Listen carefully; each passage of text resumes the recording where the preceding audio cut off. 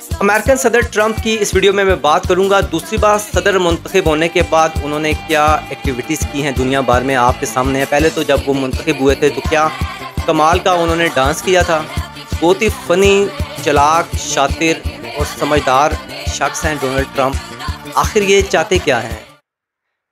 इनके बारे में कहा जाता है कि नोबेल प्राइज़ अमन का जो है वो जीतना चाहते हैं। अमेरिकन सदर बनने के बाद शायद ये इनकी आखिरी ख्वाहिश है। तो उसके लिए जैसे ही वो सदर बने तो उन्होंने पहली कॉल की यूक्रेन को, उसके सदर को जो है काफ़ी डांटा कि तुम दुनिया को तीसरी वर्ल्ड वॉर की तरफ लेकर जा रहे हो, रशिया के साथ जो है वो सेटलमेंट करो।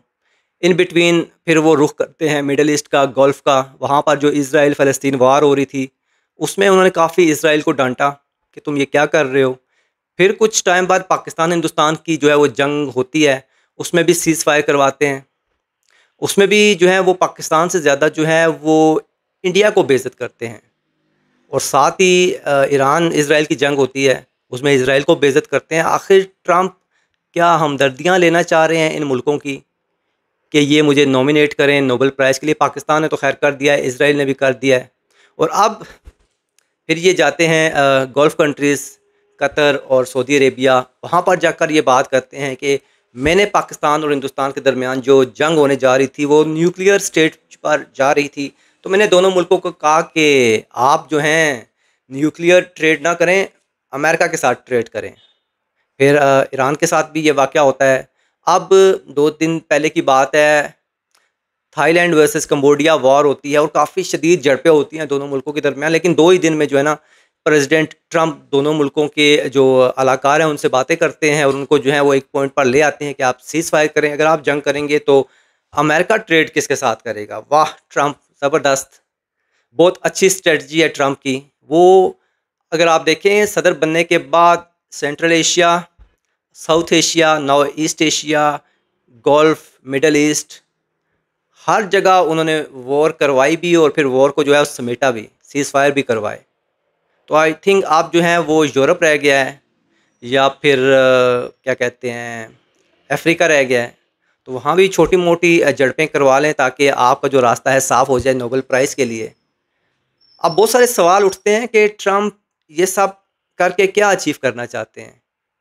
इज़ इट रियली उनकी विश है कि जो है नोबेल प्राइज़ उसके लिए नॉमिनेट हों और फिर उसे जीतें भी? क्योंकि पूरी दुनिया में आप देखें जिन-जिन मुल्कों में आपस में जंग हुई वहाँ पर इन्वॉल्वमेंट तो ट्रंप ने अपनी दिखाई और सबको एक ही मंजन बेचा कि अगर आप जंग करेंगे तो अमेरिका ट्रेड किसके साथ करेगा?